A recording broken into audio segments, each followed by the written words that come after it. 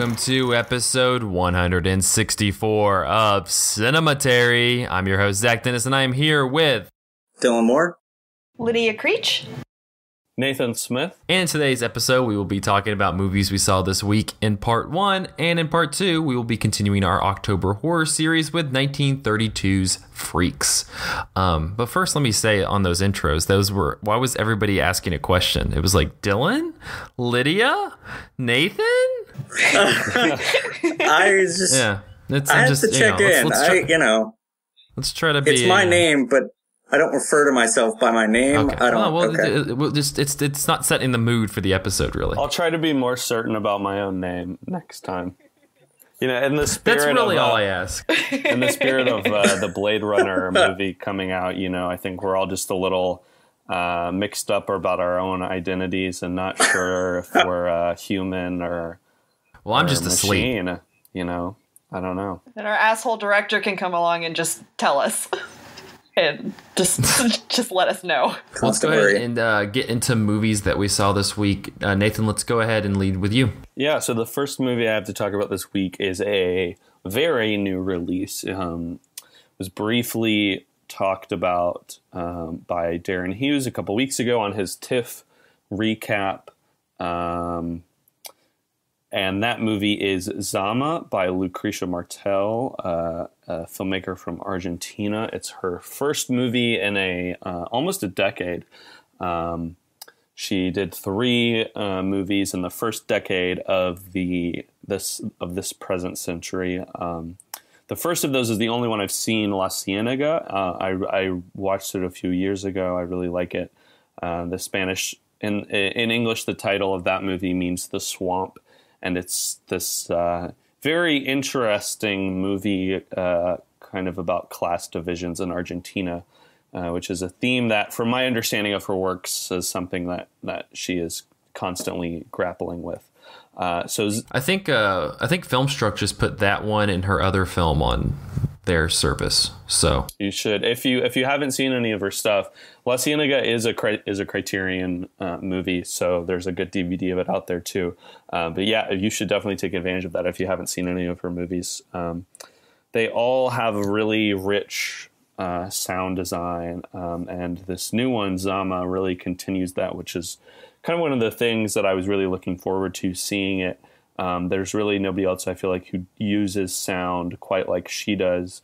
This is an adaptation of a novel which was just translated into English a few years ago, also called Zama, which, as far as I understand it, I haven't read the book yet. I do have it on hold at the New York Public Library, but I have not sunk my teeth into it yet. But from my understanding, it seems to be kind of one of the foremost novels in Argentine literature. And it is about a man named Zama, who is a magistrate of the Spanish Empire in, I believe, the 18th century in colonial Argentina. And basically, he has a illegitimate son with a native woman. And because he has fathered this child, he is trying to use that to kind of leave Argentina to go back to Spain to be appointed somewhere else.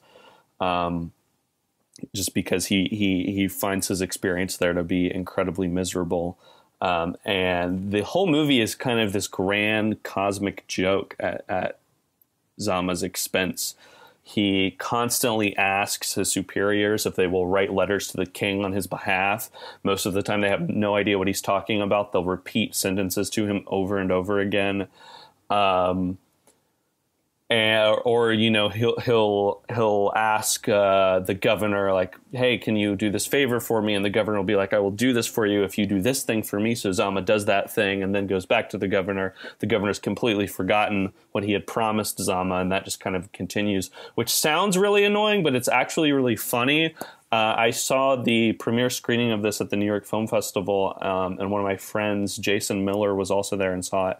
And he said that he kind of felt like it was almost like this extended colonial episode of Curb Your Enthusiasm, where there's this guy who just, like, everything is just, like, shitting on him. And it also has this, like, kind of very smooth sounding acoustic guitar soundtrack that will just come in at really inopportune moments when like something horrible is happening to him. That's just like very happy, light music will start playing.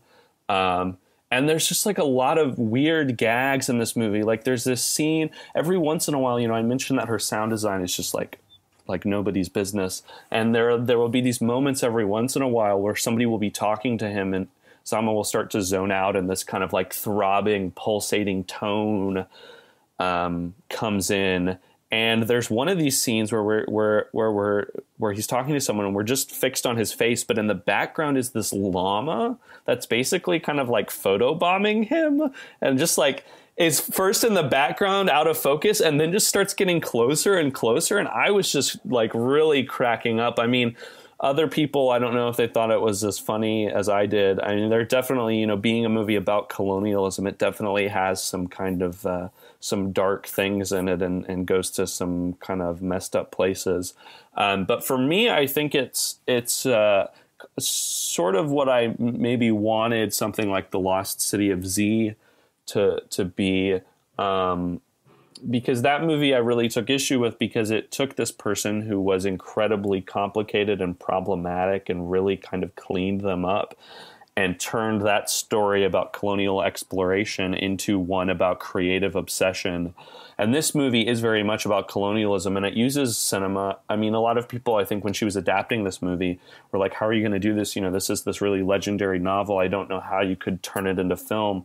And again, I can't compare it to the novel at all because I haven't read it, but the movie, I think, is really interesting in how it frames that colonialism sort of through voyeurism. I mean, the first word we hear in the movie is voyeur. Like Zama is peeping on this group of women bathing by the ocean, and they see him and they yell voyeur, and like one of them runs after him to catch him, and he kind of like stumbles, and then it's funny for like a second, and then he turns around and like strikes this woman down, and then it's very quickly not funny. But in interviews, Lucrecia Martel has talked about how in the novel there's apparently some really gruesome scene where a woman is killed, but she didn't really want to make a movie that put forth images of violence against women. She kind of said, like, you know, there's enough of that in the world. I don't really want to dwell on that. So this movie's not so much about those kind of violent acts against women. It's much more about voyeurism, about colonialists watching the people that they are colonizing, and those who are colonized watching the people who are oppressing them. I mean, I think that the natives and enslaved persons in the movie are sort of at the margins, but that's not to its fault. It's very much about this kind of very uncomfortable, unspoken relationship between these people who may not actually engage with each other, but are constantly aware of each other. And really, I think better than almost any movie I've ever seen communicates that kind of paranoia that I'm sure was there for both sides of that relationship, for the people who were oppressed and who had their land taken from them, but also for the people who were taking away that land and who, even though they kind of, you know, had claimed the power, I mean, it was sort of like at any minute that authority could be taken away from them. So I think that this movie is really interesting in how it explores that and how it kind of explores the demise of this one subject of an emissary of the Spanish Empire. Like I said, the sound design is amazing. There were moments in the movie where there would be like a person in the soundtrack like laughing or talking off screen, and it was just so embedded in the sound that I almost thought it was a person in the theater talking or laughing. There's like a character who's sick at one point, and you hear his stomach gurgle in this way that I've never heard a stomach gurgle in a movie before, at least not that I can consciously recall. It's just like this, it's this incredibly detailed, like in some moments it's this kind of like, almost like ASMR, almost kind of comforting, relaxing. And other moments can be very uncomfortable. And the cinematography too is just gorgeous. She really takes advantage kind of the natural landscape. So this movie was one of two movies playing in the NIF main slate that didn't have distribution, but it just got picked up by Strand Releasing. So it may play in your area. If it doesn't, a lot of Strands movies have appeared on Netflix, so it could end up there. If you do have the chance to see it in the theater, I think this is a movie that really benefits from that, and benefits also from probably repeat viewings. I already want to see it again. Yeah, it's an amazing movie, and I'm excited to hear what more people think about it. Good to me. Yeah. I will just quickly, since I kind of went long on that, talk about the other movie I wanted to talk about, which is an older movie I watched just because it's October and, we're all doing the horror movie marathon thing, or at least most of us. Can I ask real quick about why do we call it Hooptober, though? I think it's what's the significance of that? It's a Letterboxd thing. I don't know who started it, but it was like... I always think we're going to be doing basketball, and I get really excited. Well, I think what it was is like when I first saw it, it was like there were really specific guidelines for what you would make a list of like what you watch. So it was like, oh, you have to watch 5 movies from different countries. You have to watch a certain number of sequels, and you have to watch at least one movie that is by Tobe Hooper, which I think was where Hooptober comes from. My lists are always called Pooptober because of that. But anyways...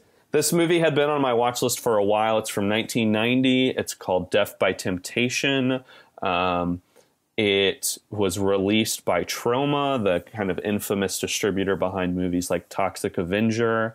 So a real low-budget affair. But the reason why it was on my radar is because it was photographed by Ernest Dickerson, a longtime collaborator of Spike Lee's. He filmed Do the Right Thing, Malcolm X, kind of the real sort of, I think, movies we can all agree are sort of the masterpieces, indisputable masterpieces of Spike Lee's career. And if you've seen any of those films, you know Ernest Dickerson's style, just all these like bold reds and lush lighting. But what a lot of people don't know is that after his collaborations with Spike Lee, and before he became a really prolific television director, Ernest Dickerson actually did a series of horror movies, my favorite of which is called Bones and is from 2000 and has Snoop Dogg in it as a pimp who has returned from the dead and is all about the horrors, basically, of gentrification. I watched it last year, so I wanted to watch Death by Temptation this year. This movie is directed by a guy named James Bond III. Who is a child actor who appeared in a role in Spike Lee's School Days. This is the only movie he ever wrote or ever directed, and he plays the main character, who's named Joel, who is a pastor in training in North Carolina, who was raised by his grandmother after his pastor father, played by Samuel L. Jackson, is killed by a mysterious woman when Joel was a child. And you find out that this woman, who is just listed as temptress in the credits, is this succubus who has been feasting on men and is trying to lure Joel to New York to tempt him and to lead him astray and to destroy his family line. So Joel is having doubts about his path as a minister, as a man of God. So he goes to New York to link up with a friend named Kay, who dropped out of seminary to become an actor and has become a successful action star. And he very quickly, Joel strikes up a relationship with this woman named Temptress. And then, as always happens in horror movies, things kind of go awry from there. It's very rooted in a sense of morality and in a sense of religion, which may not be everyone's cup of tea, but I think there are a lot of interesting, interesting things there. It's not just a movie about like, oh, women are evil and they tempt men, or sin and alcohol and sex tempt people. It kind of situates like the problems of its characters within a real kind of economic and political context. Like Joel and Kay at one point have this weird, just out of nowhere conversation about how all the people in New York City have been adversely affected by Reaganomics. And then, just to kind of spoil a little bit, but I think this will maybe pique your interest, one of the characters is later in the movie eaten by his television, which has this like evil caricature of Ronald Reagan on top of it, who is maniacally laughing while the television is eating this guy. So I think there is definitely some interesting kind of political thematic stuff you could suss out there. It also has Bill Nunn in it, who you might know from Do the Right Thing. He played Radio Raheem. He was also in the Spider-Man movies, and he plays this like. At first, you think he's just a guy who's hitting on women in a bar and is really bad at it. But then you find out that he's this like undercover agent who's trying to hunt down this succubus, and he basically becomes the like Black Dale Cooper. And it has a bunch of like 80s and 90s R&B musicians in it, like Freddie Jackson. It's got a great R&B and kind of early 90s hip hop soundtrack. And like I was talking about earlier, Ernest Dickerson's style is really vivid. It's just like got all these crazy blues and reds that are contrasting with each other. I mean, it's very low budget, but it's not an ugly movie by any means. It's very handsome and very beautiful. One thing that made it interesting to me is I was kind of tempted to look at this movie as sort of like an Ernest Dickerson production just because his style is so apparent. But at the end of the movie, it closes with a title card that says like this movie is dedicated to James Bond III's father and grandfather, whose names are James Bond Jr. and James Bond, which is kind of crazy. And then at the bottom of that dedication, it says in quotes, "I'm the last one now, James Bond III." And I was just like, I saw that and I was like, what the heck? Like, this is a movie that's all about this evil temptress trying to destroy a family line. And James Bond III, who is the director and writer, is literally playing the character who is the last man of his line. And I'm just like, there is something going on here that is really weird. But I found it fascinating. I think it's both really fun and really interesting for some of the reasons that I pointed out, and really nice to look at. Cool. Where can people find them? Yeah, it's. I mean, it is low budget, maybe unknown, but it is actually pretty easily accessible. It's on Amazon Prime, and it's also on the horror streaming service Shudder, which I just signed up for. So if you're looking for something that's easy to watch but still interesting in October, definitely recommend Death by Temptation. Cool. Lydia, you had a movie you want to talk about? Yeah, I started off my horror movie things by trying, I guess I'm using this month to try to catch up on sort of foundational texts. And so I wanted to watch the original Stepford Wives, because there is a 2004 remake with Nicole Kidman that's apparent, like I think I saw it on TV once, and it's a little bit nightmare and bad. I believe all those things, yes. But the original is actually pretty well regarded. It's directed by Brian Forbes. It's based off of the novel by Ira Levin, who also wrote Rosemary's Baby. And Catherine Ross stars in this one, who is from The Graduate, Elaine. And I guess for people that don't know, I mean, Stepford Wives, like a Stepford wife, that term has kind of entered the public consciousness and vocabulary, but Catherine Ross moves to this Connecticut suburb with her lawyer husband, who then joins like the local men's club, and she starts noticing that all of the wives in this neighborhood are these very weird, perfect housewives and homemakers and caregivers, I guess. But that's all. Like sneaking suspicions of... Yes, they don't have, and she tries to go around and make friends with them and like form a women's group, but they don't have any interests outside of doing housework. And when they talk to each other, it's about like, it sounds like advertisements. Like they parrot the, like they'll parrot easy starch for your collars. And like, that's not a conversation, but it sounds like, I'm really expecting like a full hand model situation going on. Yeah, they do. And if they had, like, they would look at the camera and hold the product out, you know. But she starts freaking out, rightfully, because and she makes a friend with, like, the one other normal wife who lives there, played by Paula Prentice. And then one day Paula Prentice gets Stepford wived. And, of course, it turns out there actually is this conspiracy happening where the men are replacing their wives with robots. There's like this very vague, the guy who's behind it's like, I used to work at Disney. And I guess that's how they just animatronic them. It's a little bit hand-wavy. The other direction is to make it all like a pizza time theater with all the Stepford Wives. Sorry. But, I mean, it actually is really horrifying. I don't know if you could... I guess you may be a little bit science fiction-y because robots and conspiracy theories by all the men in town. Oh, yeah, like Body Snatchers or whatever else, yeah. Right. Yeah, it's a little like, make them into little pod people. And the whole idea... And it's the weirdest thing to me because I don't understand why you would want... Like, why would you marry this woman? But then Stepford wife her? I'm making it a verb now. And I mean, and I guess that's the point. It's about, like, this idea of Victoria and the angel in the house. And it's this very constricted gender role sort of situation. And this came out in the 70s, and that's, like, second wave feminism. Like, women were getting out of the house and, like, trying to have their own careers.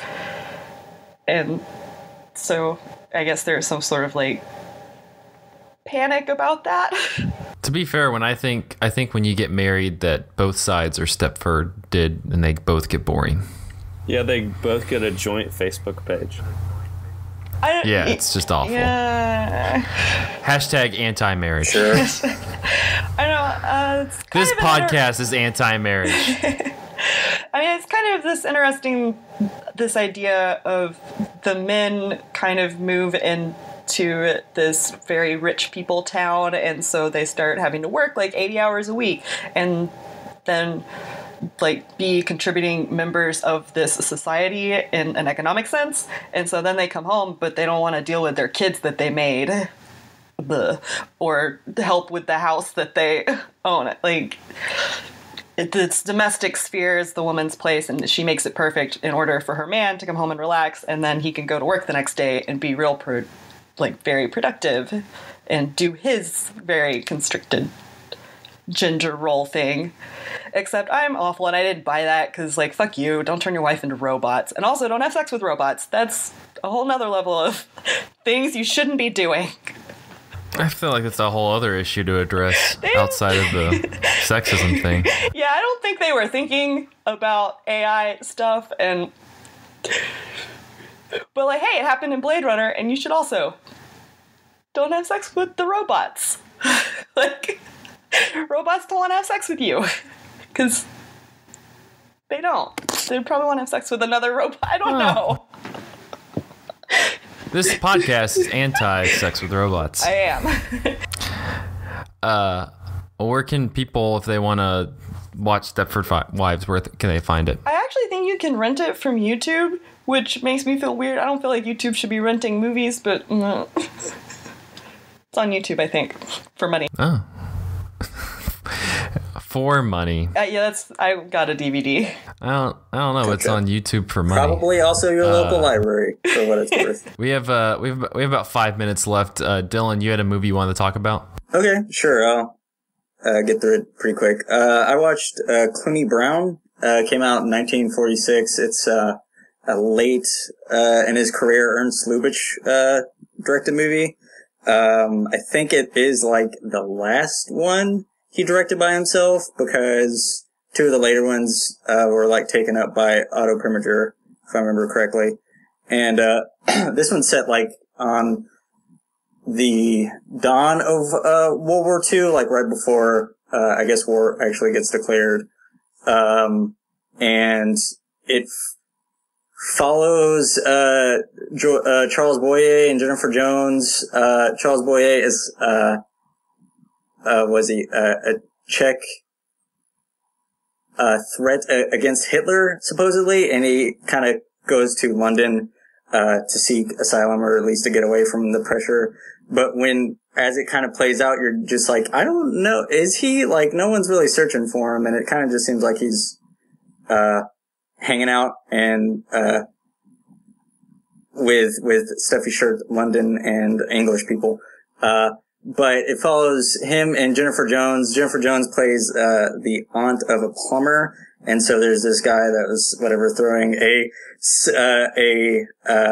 Sunday party for the best and brightest of his neighborhood, and he has a severe plumbing problem, and because the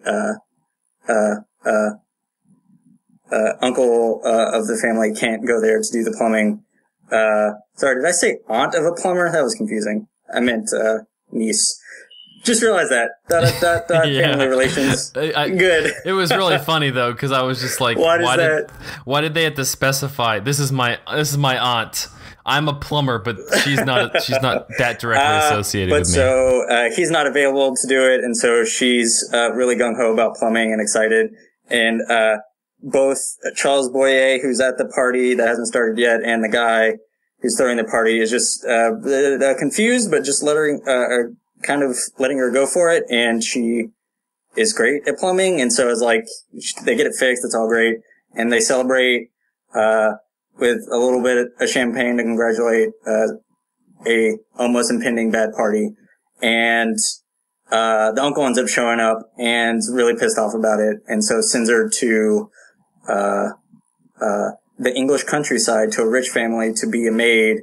And much like, I guess, Stepford Wives, there's like a gender turn on it of being surprised that she really loves plumbing and being a plumber, and then sending her to be a maid that as soon as she gets there, she has to act a certain way and be docile. And a lot of the comedy is just about Charles Boyer pointing it out and poking at it, but being very like confusingly kind about it, but still bringing it up. And then Jennifer Jones just being great and enthusiastic and chafing under it. And so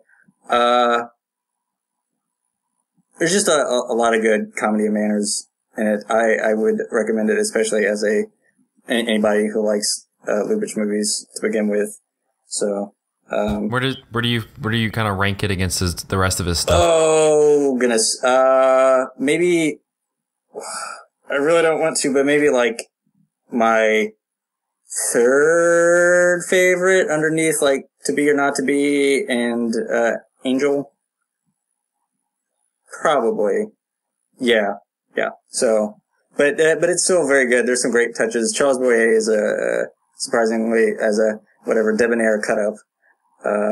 He and the whole second half of the movie constantly antagonizes stuffy shirt chemist by just messing with him various ways. Opening the door, he constantly has to go to the door and nobody's there, and he's just really pissed off about it. It's pretty good. Where can people find that if they want to watch it? I was able to catch it on Turner Classic Movies. I don't know where else it's streaming or how else it's streaming, sadly, because I don't know if it actually has gotten a DVD release or not. Criterion hasn't picked it up, or whoever else. So maybe when it swings by around there. Yeah, maybe you can catch it on TCM. You could probably get it on YouTube. You could probably watch it like in bits and pieces on YouTube. I have YouTube with money? No. just on YouTube. Oh, okay. Free YouTube. It's like YouTube, but with money. YouTube with money is like, it's blowing my mind. All right. We're going to take a short break. We will be back in part 2 talking about 1932's Freaks. So stick around. Hello, Cinematary listeners. This is Zach Dennis with an important message because I have not talked to you enough during this episode. Cinematary would like you to know that we do not want your money. We're not clamoring for your dollars. At this time, we just want to enjoy each other's company and talk about the movies and feel our, distribute our thoughts to the world and become podcasting moguls. Simple stuff. No money involved. However, there are a few things that you could do to help out the show. We would really appreciate it. The first thing is review us on iTunes. I know literally every podcast asks you this. They're like, please review us on iTunes, but it's like important because I don't know, iTunes, this is what they do. This is how the Apple evil lords constrict us and keep us in their system. That's just what happens. So we need a nice little review. Just take like 2 minutes one day, be like, this is podcast review time. Put us on the list. Secondly, you can tweet us. We're at Cinematary on Twitter, or better yet, send us an email. We're cinematary@yahoo.com, so we can hear from you. If you're just like Zach, you have terrible taste. Why do you keep talking about these superhero movies? You keep talking about these Japanese movies where all they do is drink sake and smoke cigarettes and talk about how life's awful. And I'll be like, yeah, but you're wrong. And you'll be like, yeah, but I'm just emailing you. And it'll be a whole thing. It'll be a nice discourse. Think about it. And finally, please tell your friends and family, they should know as well. I'm sure they like movies. I'm sure they like podcasts. We don't know. To recap, review on iTunes Review Day. Do that. Secondly, send your thoughts, Twitter, email, one of those. Do it. Third, share with your friends and family. We would love it. Do it, please. Thank you. Now, let's get back to the show. We'll make her one of us. A loving cup. We accept her one of us. Gooba gobble. We accept her. Google gobble. One of us. Google gobble. They're going to make you one of them. My peacock. Google gobble.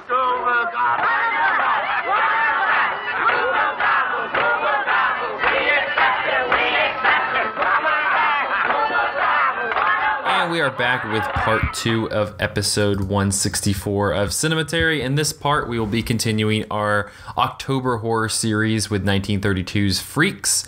It is directed and produced by Todd Browning from a script by Leon Gordon and Willis Goldbeck. And it follows a group of circus performers who get suspicious when one of their members begins to fall for the new trapeze artist, who they are afraid is only after his money. The film stars Wallace Ford, Layla Himes, Olga Baklanova, and Roscoe Aites. The original version of the film was considered too shocking to be released and no longer exists. At the age of 16, creator and director Browning had left his affluent family to join a traveling circus. He drew on his personal experiences for Freaks. Because of his success as the director of Dracula, he was given a considerable leeway for a major studio's first horror film. This and the fact he was working in pre-code Hollywood enabled a unique production. In the film, the physically deformed, quote, freaks are inherently trusting and honorable people, while the real monsters are two of the normal members of the circus who conspire to murder one of the performers to obtain his large inheritance. In June 1931, MGM production supervisor Irving Thalberg offered Browning the opportunity to direct Arsène Lupin with John Barrymore. Browning declined, preferring to develop Freaks. He of course got help from Goldbeck and Elliot Clausen, who were assigned to the project, and then Leon Gordon came on later, and they also had work from Edgar Allan Wolfe, Al Boasberg, and an uncredited Charles MacArthur working on this script. The script was shaped over 5 months. Little of the original story was retained beyond the marriage between a midget and an average-sized woman and their wedding feast. Victor McLaglen was considered for the role of Hercules, while Myrna Loy was initially slated to star as Cleopatra, with Jean Harlow as Venus. Ultimately, Thalberg decided not to cast any major stars in the picture. Among the characters considered as, quote, freaks were Peter Robinson, the human skeleton, Olga Roderick, the bearded lady, Frances O'Connor and Martha Morris, the armless wonders, and the conjoined twins Daisy and Violet Hilton. Among the microcephalics, there we go, who appear in the film are also referred to as the pinheads, were Zip and Pip and Slitzy. A male named Simon Metz, who wore a dress mainly due to incontinence, a disputed claim. Also featured were the intersex Josephine Joseph with her left-right divided gender, Johnny Eck, the legless man, the completely limbless Prince Randian, also known as the human torso, Elizabeth Green, the stork woman, and Cuckoo, the bird girl, who had Virchow-Seckel syndrome or bird-headed dwarfism and is most remembered for the scene where she dances on the table during the wedding. Following disastrous test screenings in January of 1932, one woman allegedly threatened to sue MGM, claiming the film had caused her to suffer a miscarriage. Wow. The studio decided to cut the picture down from its original 90-minute running time to just over an hour. Much of the sequence of the freaks attacking Cleopatra as she lies under a tree was removed, as well as a gruesome sequence showing Hercules being castrated, a number of comedy sequences, and most of the film's original epilogue. A new prologue featuring a carnival barker was added, as was the new epilogue featuring the reconciliation of the tiny lovers. I can, in a minute. Wait. Does that mean like all that happened in like 30 minutes? I can go into the whole castration thing because there's like a whole there's somebody they've described like all the stuff that's missing in the movie that's kind of crazy. Today the scenes, but not that dude's nuts. Nope. It's still there. All right, simmer down. Today, the scenes that were removed are considered lost. Browning, famed at the time for his collaborations with Lon Chaney and for directing Bela Lugosi in Dracula, had trouble finding work afterwards, and this effectively brought his career to an early close. Freaks became the only MGM film ever to be pulled from release before completing its domestic engagements. Because the film was thought to be overly exploitative, it was banned in the United Kingdom for 30 years. In the Kansas City Star, John C. Moffat wrote, and all of these reviews are contemporary, Moffat wrote, "There is no excuse for this picture. It took a weak mind to produce it, and it takes a strong stomach to look at it." The Hollywood Reporter called it an outrageous onslaught upon the feelings, the senses, the brains, and the stomachs of an audience. The New York Times called it excellent at times and horrible in the strict meaning of the word at others, as well as a picture not to be easily forgotten. John Mosher of The New Yorker wrote a positive review calling it a little gem that stands in a class by itself and probably won't be forgotten in a hurry by those who see it. He found its perfectly plausible story a key to the effectiveness of its horror, writing that it's a chilling notion to imagine these weird beings with their own lives and vanities and passions all allied in a bitter enmity against us. Addressing the controversial subject matter, Mosher stated, "If the poor things themselves can be displayed in the basement of Madison Square Garden, pictures of them might as well be shown in the Rialto. They may hereafter even be regarded in the flesh with a new dread bordering on respect." Has anybody seen Freaks before this viewing? Yeah, I watched it last year for the first time when I was doing other quote-unquote horror movie stuff with Todd Browning of Dracula and etc. Okay. Well, what... revisiting it, did anything expand for you? Did you find more appreciation, or were you kind of on this one end where people were more repulsed by it? I appreciated parts of it a bit more, maybe more of the actual filmmaking. I at the base of it, I really enjoyed just kind of the sense of community, even though it gets turned into, I guess in this movie specifically, a potentially grotesque thing of like a community turning on a group of people, and it is shown as like a really horrible, gruesome event. And in this case, them crawling on the wet ground to murder both Olga and the strongman and Cleopatra. Yeah, the Cleopatra.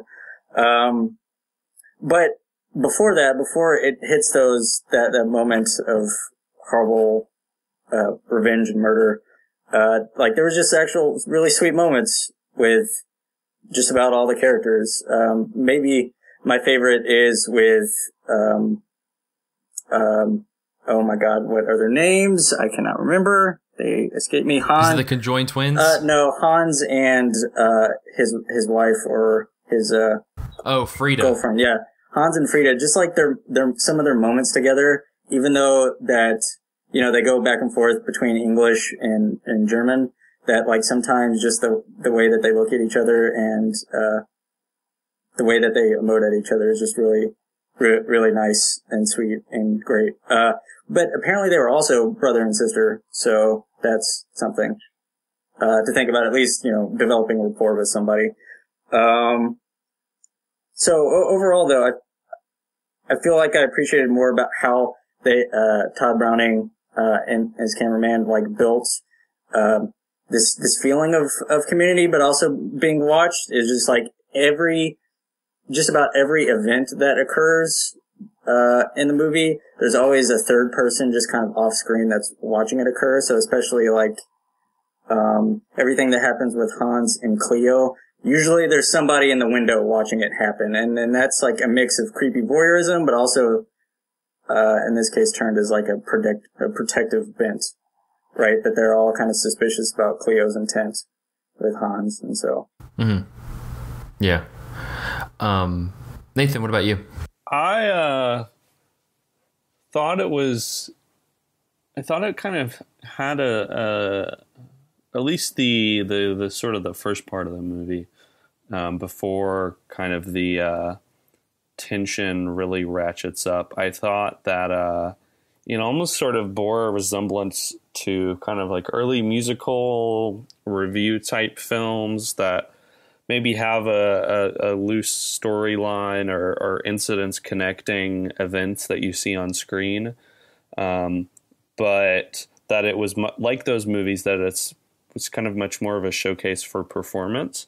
Like I really was amazed by, like Dylan, the character names escape me, but there's the guy who doesn't have any arms or legs, who's like lights the cigarette just with his mouth, and he's having a conversation with somebody. I don't even remember who, but it's like, well, this conversation, well, I guess it's not really a conversation because he's just lighting the cigarette and not saying anything really, and it's just the guy talking at him. But while whoever's talking at him is talking at him, it cuts in to him, and so it's like, the point of this conversation is not whatever narrative information is being given in the dialogue. It's just like an opportunity to see this guy do this amazing thing with his mouth. And I felt similarly, even though there was a lot more going on, I rewinded during the part where, what's his name? The clown guy. Friezo, I think. Yeah, he's like... Oh. Yeah, he's like in the bathtub, and like you think he's like, at least I thought he was taking a bath, and then the camera moves over and he comes out of the bottom, and you're like, oh, this is just like a trick bathtub, and I was it's like a vehicle. Yeah, and I like rewound the movie because I was like, wait, did I just what? How did he get out of there? And then I was oh, this is like not an actual working bathtub. They got me. So just kind of like as a sort of a venue for those sort of incidents and performances, I thought it was interesting. And there's another one also happens to Frozzo, right? Where I think it was when he was talking with Venus and another person. Is the guy without his legs? I can't remember his name. Oh. What's happening? But they kind of carry on a conversation, and then Frozzo goes off screen, and they kind of keep talking, but also watch him off screen, and then it cuts to him in that big suit to basically do like a headless turkey act. I wasn't really sure, but yeah, there's just like gags and setups like that are throughout. I'm totally with you, Nathan. That they got me this time too. Lydia, what did you think of the movie? Did anybody else's copy come with... Mine had like a special prologue message that wasn't necessarily in the main part of the film. You had to like click on it in the menu. Yeah, I did, but I didn't watch it. It's like an elaborate version of what the talker/barker guy does at the beginning, that they have a code of ethics. Yeah, the code of ethics, and like a lot of people who are born with physical disabilities or whatever are actually normal people, and they form a community because they understand that they need support, and like most people are not going to be nice to them or understanding. And so it was kind of this, I don't know, like a warning, or just putting the film's intent up front. Like, we're not making fun of freaks, actually. So to me, I was kind of like, so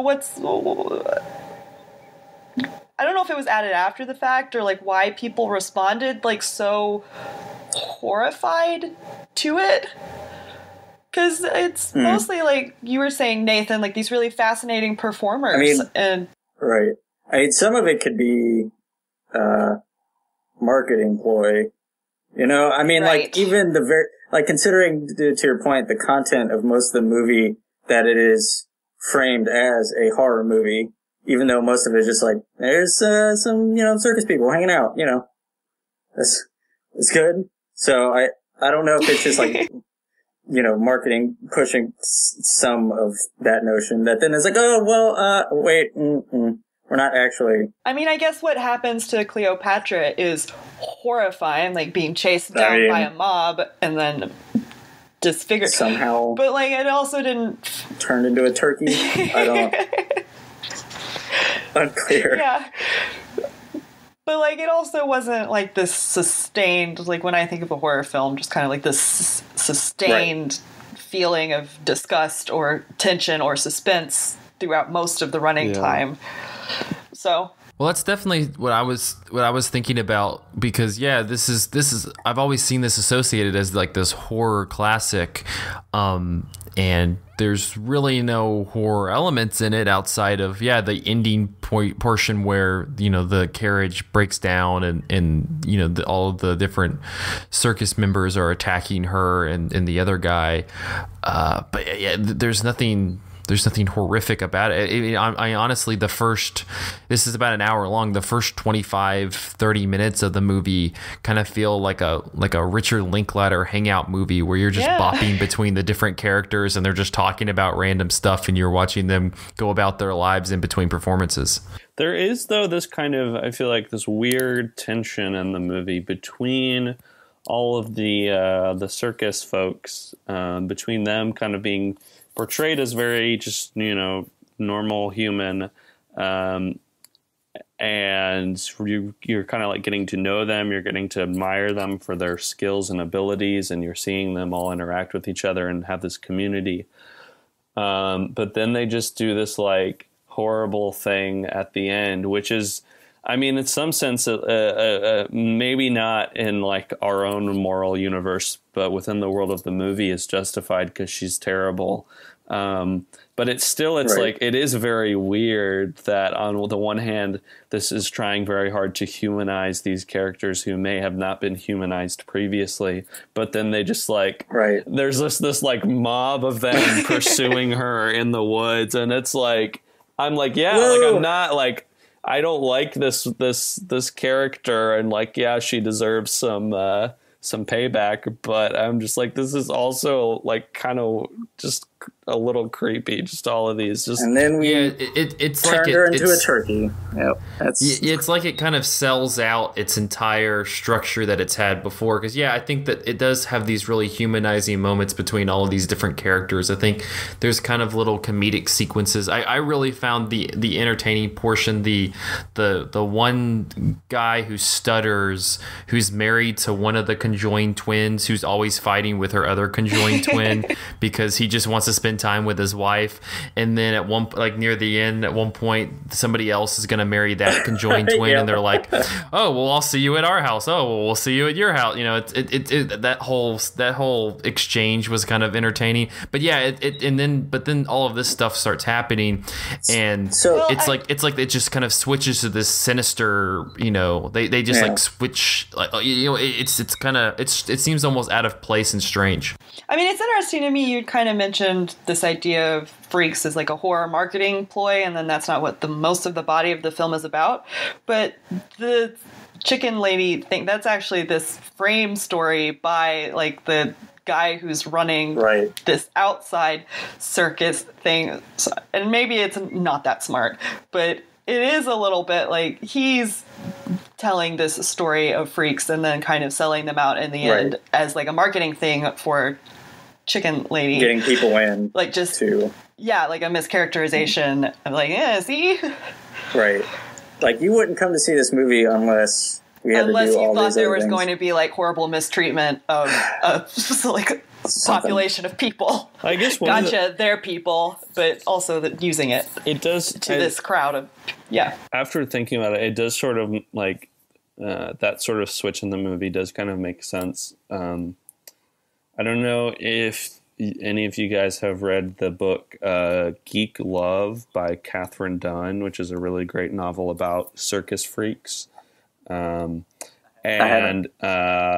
It sort of talks about like and deals with that kind of like almost like doubleness where like all of these people are human beings with feelings and normal relationships, but at the same time, society views them as these freaks, and depending on the situation, they may or may not have to kind of play off of that or use that to their advantage. Right, that gets their livelihood. Yeah, so like, it's like, yeah, so in situations, community. Yeah, it's like that's how they make their living, but then it's like they understand that this woman is afraid of their freakiness, and so they're like, we can use that to our advantage and punish her for mocking us. Well, I think that's why talking about this code of ethics amongst themselves, because that they're very aware of this kind of double life they have to lead and to submit themselves every night to like being laughed at or mocked.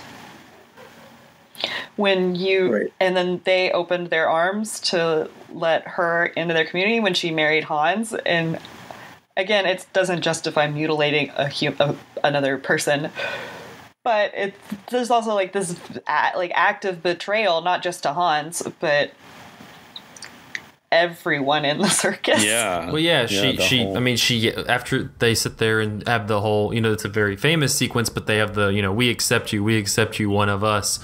She throws the drink back at him and calls them freaks and insults them. Yeah. So, there is a definite change, especially in that scene. But there is those two performers, right, that constantly, like, antagonize whatever, also, just about everybody. I think they first, made fun of Josephine Joseph, or whatever I don't remember if that's the actual character's name, but they were making fun of, oh, here's your cigar, oh, here's your lipstick, and so it's just like that kind of undercurrent was there throughout, and it kind of got amplified with the marriage and then a separation. So it was there. It was just it just blew up faster than under the 60-minute guise of a movie that it happened fast. Yeah. What did you guys think of it just in terms of its cinematic qualities? Does it have, it comes from this era. I mean, it comes from the same director as Dracula, but it comes from this kind of era of, Dracula and Frankenstein, and, these kind of, the classic horror monster movies. Do you feel like it kind of shares those cinematic qualities, or does it kind of do its own thing? Well, definitely at the end, it turns that like way up, right? Yeah. It's raining, a thunderstorm. That's like really, really kind of gross mud and densely lit, and there's this elevated tension. That's that atmosphere goes right to the heart of a lot of those horror movies. But most of it's pretty low key. I feel like as a movie of its era that it had a hard time with sound, that I couldn't tell if the people who were generally actors and not circus performers or whatever, that they were still acting like they were in a silent movie, and that they kind of projected really far out, and were just generally loud. And so there was a bit of that. I feel like that's just of the era, and maybe also just a bit of Todd Browning, growing pains or whatever. It also felt like, to me, for everybody, because these are people who make their living performing live for an audience, and so now you have a camera, you have this ability to like actually get in close on what they're doing, or like showcasing their skills and talents. That doesn't have to be big to reach people in the back. So a lot of it felt kind of like, oh yeah. Yeah. Like early cinema, we're just filming things because we have the ability to record it up close, and like a little bit more personal. which isn't necessary. Yeah, which In isn't that case, necessarily it's like real good visual at that, right? storytelling, but it is documentation. Yeah, it's still I feel like really has the kind of like, with that kind of really shows its roots in the kind of cinema of attractions, just like really, Because even like The Strong Man, because that's an Edison. yeah, exactly, and really understands kind of like, or is, I guess, still so closely linked to cinema's kind of roots in the carnival and the fairground, and as this kind of display. Vaudeville, yeah, exactly. So it is weird to sort of have the bulk of the movie be that for the most part, and just kind of go from person to person and character to character, and have these different displays. But at the same time, it's like that's still, I think, reflective of I guess, you would go from like freak show to freak show and from booth to booth, and like, you would look at one person in a glass cabinet and then you would look at another person, and For what it's worth, a cinematic effect that I think it does do to bring the audience in is make all of it seem low-key and normal, right? Like to your point, that it almost, I think, breaks some of that, where the example that you brought up with that guy lighting the cigarette, that dude just kind of talking to him, and it's not a big deal, and it's just kind of about the circus. But we're focused on the guy, the thing that would draw our attention. But there's it's normal. It's just a thing. It's there every day. Or not. And some of the performers were actually really good. Like, I really liked Hans and Frida, those two actors. I was like, she was so sad at the wedding. Very, very, very sad. But, like, really quite good performances. So it's not all, like, over the top, this is my one talent that I do, and I can't tone it down to pretend. I guess to clarify, I meant the people like Olga Baklanova and The Strong Man and Frozzo and Venus. Like, they were definitely pushing it, right? Like, everybody like doing their thing, right? And just they were good. Yeah, no. Yeah, for sure. It's definitely the silent movie actors that were going for it. Well, it is interesting how you have this sort of like, it presents itself as being this, this carnival guy is telling this story about how this woman became a chicken, which I'm like, I really want to know how exactly she became a chicken. And like, does she actually only cluck now, or is that just right performance? Or is she playing it up because that's how you make your living now? But then it, after that, it continues and resolves the kind of, romantic relationship plot line. So it sort of sets itself up just as like exhibition, but then it continues past that and is not only that. It's still very invested in these characters. So I wanted to talk real quickly about the lost footage in this movie, because like I alluded to before, the movie was actually like 90 minutes long, and now it is only an hour because they cut this footage and now it's lost. So if you went and saw the movie as a test audience, you saw Cleopatra. She ran to the woods, being pursued by the circus performers, kind of like you see in the movie.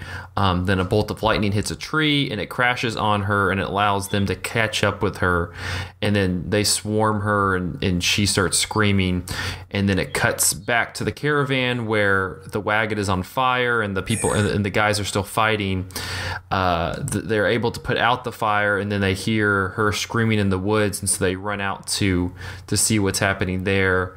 And then they just kind of see the mess that's happened, and so somebody cries for an ambulance, and then it cuts back over to the chase with Hercules.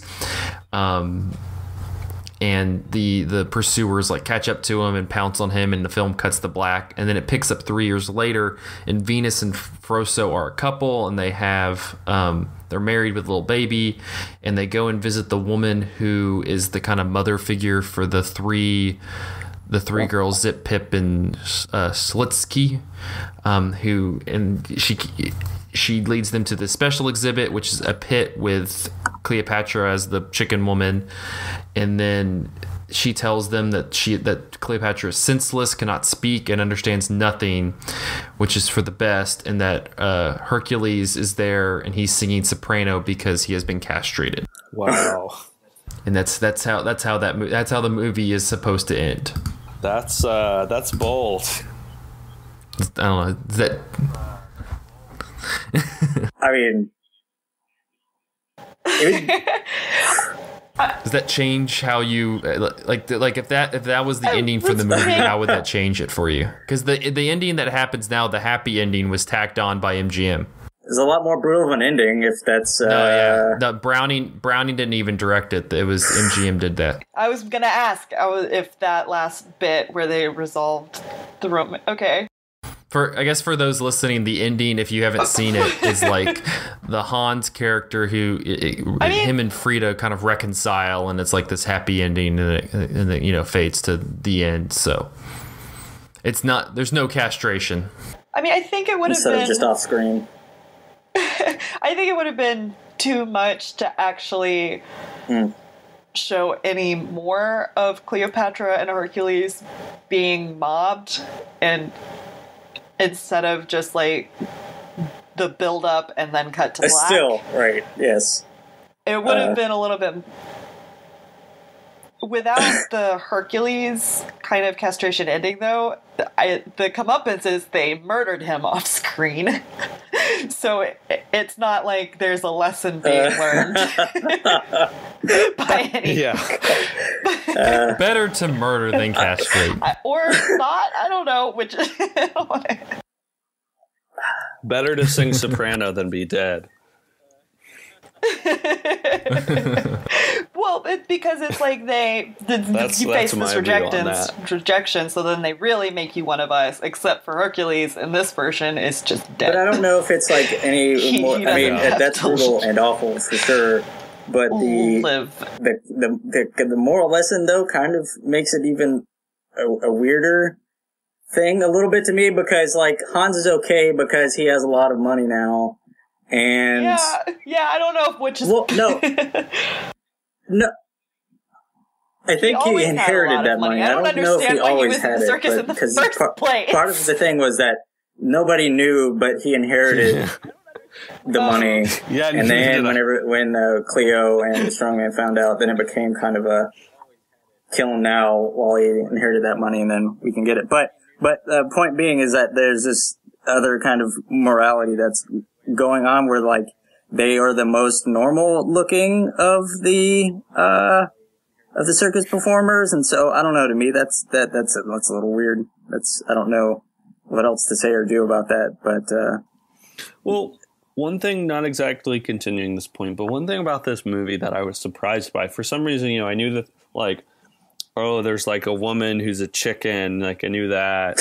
But I always, and I knew that like one of us, but I always in my mind, for some reason, I don't know if I was led to believe this or I just assumed it, that the one of us like happened at the end of the movie and was in this like taunting, disgusting way of like the freaks are like turning her into a freak, and they're saying like one of us, like while they're literally turning her. That's like it's a much more like sinister, but it's in the way it's actually in the movie, it's it's just like totally heartfelt and genuine, and they're actually like welcoming her into their community, and then like in this community she is the the able-bodied person, is the outsider, which is, I don't know, it's just very interesting how, I guess, and I feel like the way that people say one of us, like jokingly, because people, I feel like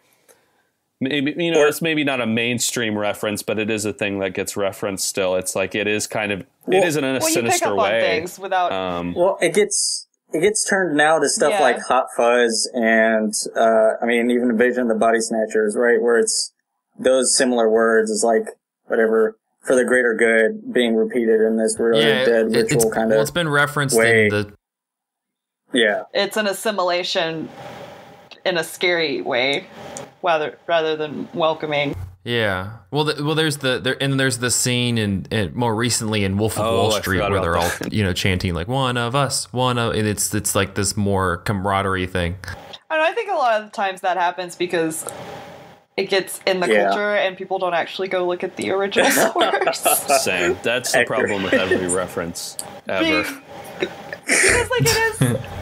Don't just get your references from The Simpsons. Or from Family Guy. You get them from The Simpsons, but not from Family Guy or South Park. Because it is kind of a hard sell to be like, watch this movie from 1932. To most people, like, I know how that sounds. Yeah, It's an hour it is an long. hour. Come on, guys. That's what I was going to say. I was so pleasantly surprised when I picked up the DVD and I was like, okay, like I gotta set aside my 90 minutes. And then I was like, whoa, this is like 68 minutes. Nice. Nice. I'm always got 30 to surprised play about that now. about movies from the 30s and earlier. It's like, 76 minutes, huh? Wow, they wrap that up.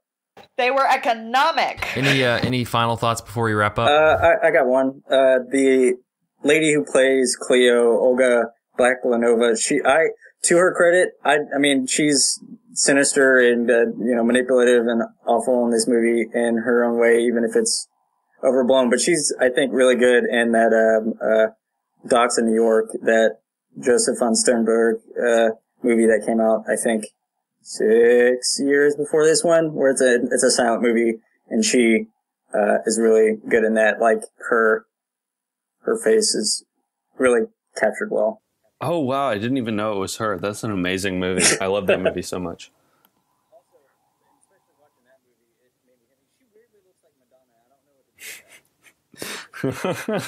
All right. Well, I guess if you want to watch Freaks, it's you can kind of find it wherever. It's on Amazon. It's on YouTube with money. It's on a number of other sources, but yeah, it's an interesting watch. Support your local library. Local library. Local library. Go to your local library. But that will wrap up this episode of Cinematary. You can find us on Facebook at facebook.com/Cinematary, on Twitter at handle @Cinematary, and on Letterboxd at letterboxd.com/Cinematary, where we post all of the movies that we talked about in this episode. Next week, we will be continuing our October horror series with 1978's Dawn of the Dead. R.I.P. George Romero. But yeah, until then, thank you guys for listening. We'll see you next week.